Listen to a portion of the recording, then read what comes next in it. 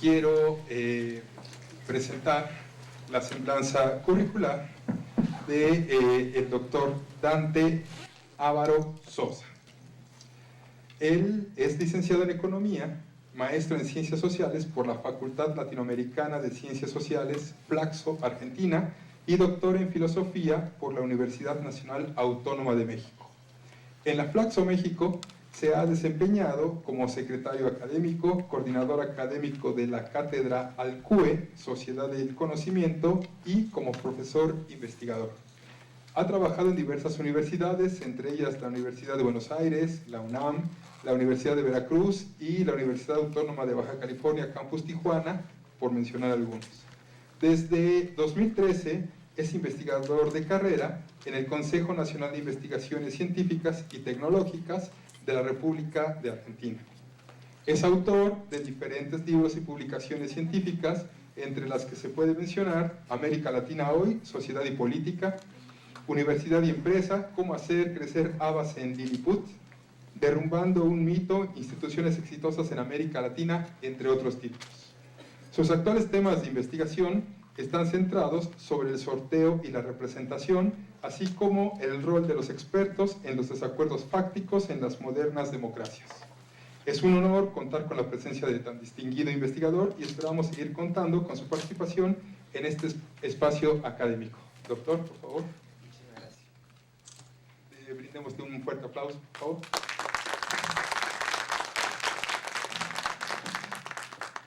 Bueno, muchísimas gracias por la presentación, muchísimas más gracias por la invitación y gracias al público por sobrevivir a esta hora de la tarde. Lo que voy a tratar de compartir con ustedes de alguna manera se relaciona con el eje temático que está puesto en la cartelera de sus programas que tienen en la mano, y es una reflexión, quiero hacer una reflexión en torno al concepto de red y en particular a esta idea de los cuerpos académicos o de lo que en diferentes países de América Latina se intenta hacer con los académicos, tratar de reunirlos, formar redes, etcétera, etcétera, etcétera. La idea que quiero compartir con ustedes es más o menos la siguiente. Quiero proponer un análisis diferente al análisis preponderante en la academia en torno al concepto de red de conocimiento, de red de apropiación del conocimiento, difusión, diseminación de conocimiento. Normalmente en la academia estas redes son vistas como un objeto de la política pública. Y lo que quiero compartir con ustedes es que yo no invalido la idea de que sean un objeto de política pública y que haya que prestarle mucha atención como política pública. Y es más, que hay que hacer políticas públicas cuyo objeto sea la red, sino que quiero compartir con ustedes la idea de que sería necesario pensar la red como un informante para la política pública. Y esto cambia las expectativas que las instituciones tendrían sobre las redes. Eso sería lo que quiero compartir con ustedes. El título es Los muchos y los pocos, y después habla de exploración de los espacios de apropiación, producción, diseminación de conocimiento.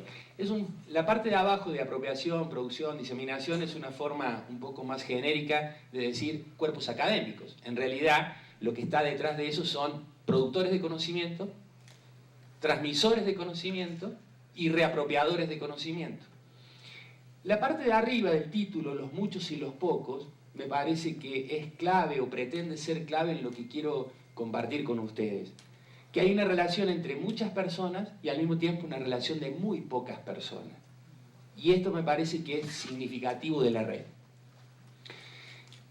Voy a hacer una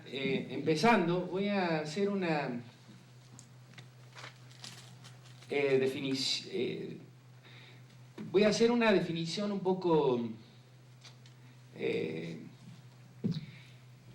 genérica o muy general de lo que sería una red, y me parece que esa definición podría permitirnos pensar en los casos particulares, y un caso particular serían las redes de conocimiento de las universidades.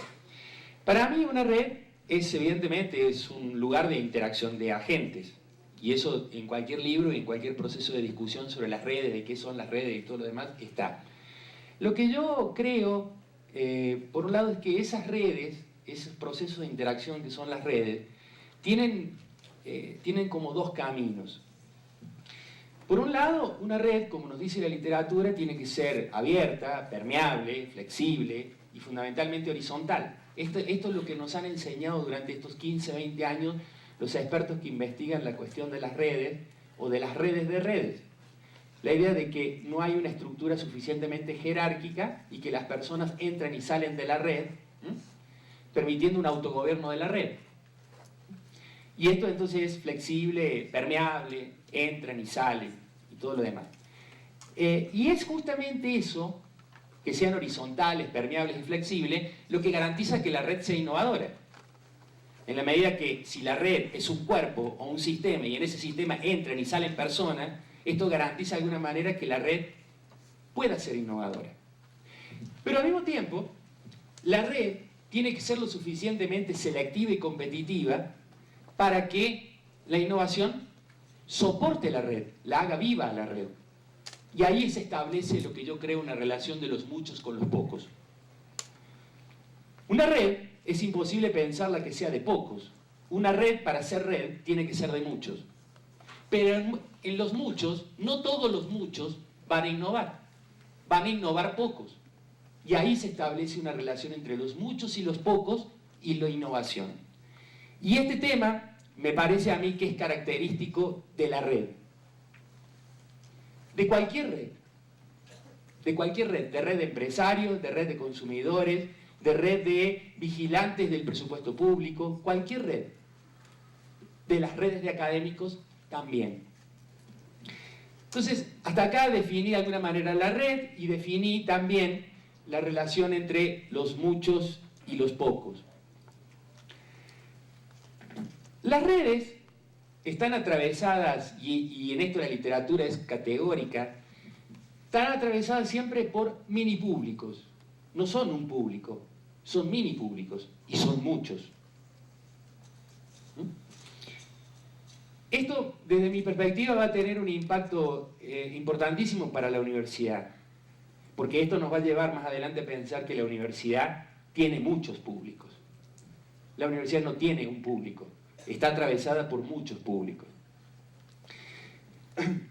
Segundo, la red, como dije antes, sobrevive si solo si hay actores que generan innovaciones disruptivas. La permanencia de la red es porque alguien es capaz de hacer en la red algo que no se había hecho. Esa idea de innovación disruptiva implica que los muchos imiten a esos pocos. Pero entonces ahí se establece una relación de consentimiento entre los pocos que innovan con los muchos. La red se mantiene viva. No hay red si no está viva, pero para que esté viva alguien tiene que innovar. Y no hay innovación si no hay imitación. De lo contrario hay un experimento de un loco, nada más. La innovación es una gran paradoja. Solamente innova aquel que está sujeto a la imitación. Y la imitación tiene que ver con los públicos.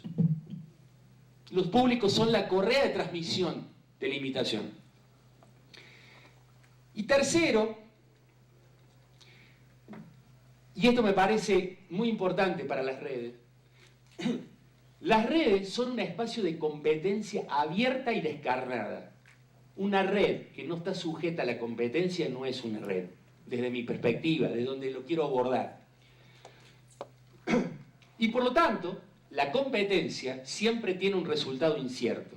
De lo contrario, no sería competencia. Cuando siempre colocamos como ejemplo un partido de fútbol americano, por ejemplo, en esta casa es el deporte principal, si nosotros supiéramos el resultado, pues qué chiste tendría ver un partido de fútbol. El partido de fútbol es interesante porque la competencia es abierta, y si la competencia es abierta, el resultado es incierto. Y esto es muy importante para la red, porque quiere decir que la red solamente sobrevive porque alguien innova dentro de la red es imitado por otros y se sostiene la red. Pero para eso tiene que ser competitiva, por dentro y por fuera. Y ahí entran los públicos.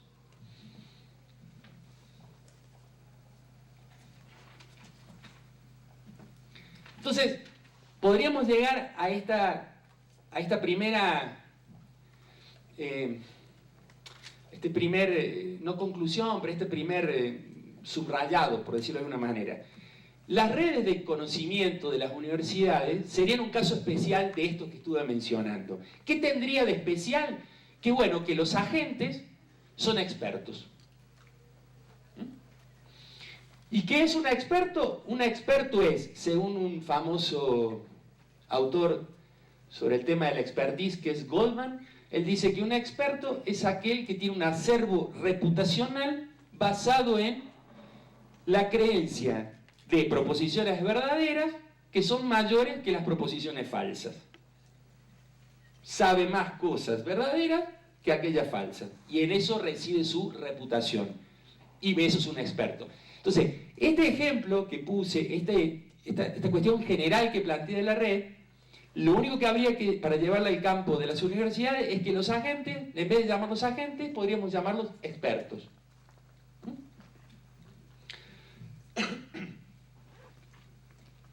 Ahora, las redes sobreviven porque resuelven algo. Y resuelven problemas. De lo contrario, la red no tendría sentido. La red se crea, o se construye, o es viva, porque resuelve algo. Propone algo, hacer algo. Ahora, la pregunta obligada es, ¿cómo una red produce soluciones, o produce algo, o produce un producto, o produce lo que ustedes imaginan, si las personas que participan en la red, en este caso los expertos o cualquier agente, están en un ámbito de absoluta horizontalidad? Es decir, no hay jefe. Si hay jefe, no hay red. ¿Estamos de acuerdo? Ese es el enigma que ha recorrido la literatura en estos 15 años.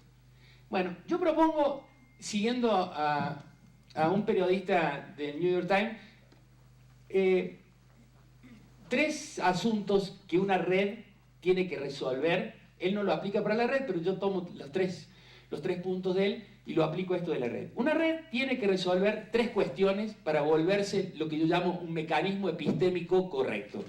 Es decir, tiene un conocimiento que es capaz de usarlo a través de un mecanismo que es la red y resuelve cuestiones. ¿Cuáles son las 3 cuestiones que una red tiene que resolver? La primera cuestión, y aunque ustedes piensen que es trivial, yo creo que no es trivial, la primera cuestión es, una red tiene que enfrentar problemas cognitivos. Lo típico para nosotros en la universidad es escoger el tema de investigación y haber acertado en ese tema de investigación. Eso no siempre resulta. Nos equivocamos. ¿Verdad? Creemos que dentro de 5 años tal tema va a ser el tema de discusión en las universidades y no. O tenemos creencias erróneas acerca de ciertos temas. Es decir, una red tendría que ser capaz de resolver problemas cognitivos que tienen que ver con su propia expertise. La segunda cuestión es que una red debería de resolver problemas cooperativos, es decir, la relación que establece el agente con los muchos, que tiene que ver con los famosos incentivos. ¿Qué cosa le pueden dar los muchos a la gente para que el agente se convierta en un disruptor innovador dentro de la red y por lo tanto la mantenga viva? Tercero, problemas de coordinación. Es al revés. ¿Qué cosas debemos hacer como muchos para mantener a los pocos? Yo pienso, y sería el mensaje de esta parte, es que una red se mantiene viva y es atractiva. Cuando digo atractiva es, más gente quiere pertenecer a esa red, más innovadores intervienen en esa red, hay más competencia, si solo si la red es capaz de prestarle atención a estos tres niveles y ofrecer algún tipo de solución a estos tres problemas. Ahora, las redes, para salir del mundo de la fantasía o del mundo analítico, se conectan con el afuera de la red, digo yo, a través de dos mecanismos. Un primer mecanismo es el nivel reputacional y el segundo mecanismo es el nivel de recursos, dicho de manera amplia. La dimensión reputacional es la dirección que conecta el afuera con el adentro de la red. Es decir, ¿dónde? ¿En qué lugar? Si es adentro de la red o es afuera de la red, que se genera el valor reputacional de los individuos que pertenecen a la red. ¿Dónde adquieren los expertos o los agentes su valor reputacional? ¿Adentro de la red o por fuera de la red? El segundo, el tema de los recursos, es: ¿las redes aportan recursos al afuera o son capturadoras de recursos del afuera? Analíticamente, el nivel reputacional lo podemos dividir en tres esquemas analíticos. El primero, pensar que la red produce ex novo, por primera vez, de manera única, el criterio reputacional. Yo pienso, por lo que he leído, que en el mundo de los programadores, por ejemplo, el criterio reputacional tiene que ver con la red, se crea por dentro de la red. Evidentemente, en el mundo de los filósofos, el criterio reputacional está por fuera, está en la universidad, por ejemplo. No está ahí, está por fuera. Entonces, en el primero uno podría pensar analíticamente que la reputación tiene que ver con la red. La red produce una reputación. Un segundo esquema analítico es que hay como un feedback, hay un punto intermedio. La red produce ciertas cuestiones y el afuera produce otras. Y finalmente un tercero, que es que solamente lo reputacional está remitido al afuera. Por ejemplo, para ilustrar esto, la mayoría de las críticas que yo he leído sobre los cuerpos académicos en México tienen que ver exactamente con este punto. Los cuerpos académicos existen si solo si usted está en el PROMEP, y para estar en el PROMEP usted tiene que tener esto y lo otro. ¿Qué quiere decir esto? El nivel reputacional se fija por fuera de la red, no adentro de la red. Usted a lo mejor es muy buen econometrista, pero si no es PROMEP o SNI, no puede estar en el cuerpo académico. Y si no está en el cuerpo académico, acá vamos a lo otro, los recursos. Perdón, es que ando con gripa. La primera cuestión de los recursos es que la red produce recursos en donde antes no existían.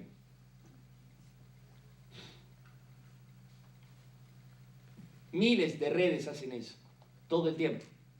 Producen recursos que antes no existían. Crearon algo de la nada. En otro caso, la red puede competir por recursos, entre privados, entre redes. Y tercero, la red obtiene recursos, y acá esto lo quiero subrayar mucho, la red obtiene recursos en un trade-off, es decir, en un toma y un daca, si lo tengo yo, no lo tiene usted, que requiere actos autoritativos. Los actos autoritativos son los del poder de gobierno, son actos de gobierno. Es decir, la red obtiene un recurso porque el gobierno, en un acto autoritativo, se los dio. Entonces, si repasamos lo que dije desde el principio, es más o menos así. Una red es abierta. Hay muchos, pero para que haya muchos tiene que haber pocos que innoven. Estos pocos que innovan tienen que competir. La competencia nunca es segura, por lo tanto la red tampoco es segura. La red puede generar sus propios criterios reputacionales o puede alimentarse de criterios reputacionales por fuera de la red. Puede generar recursos o puede capturar recursos que le pertenecen a la sociedad vía actos autoritativos de las democracias contemporáneas. Yo creo que la conjunción del criterio reputacional de la afuera con los recursos manejados por actos autoritativos caracterizan muy bien el funcionamiento en general de las redes académicas. Lo digo de nuevo. En general, pienso que la conjunción del criterio reputacional por fuera, es decir, una estructura jerárquica ajena a la red, fija el criterio reputacional de la red, o sea, quién entra y quién sale de la red, como se diría popularmente, quién es el chingón que puede entrar y aquel que no puede entrar. Y, por el otro lado, el hecho de que haya un trade-off autorizado por el gobierno para darle recursos a la vida de la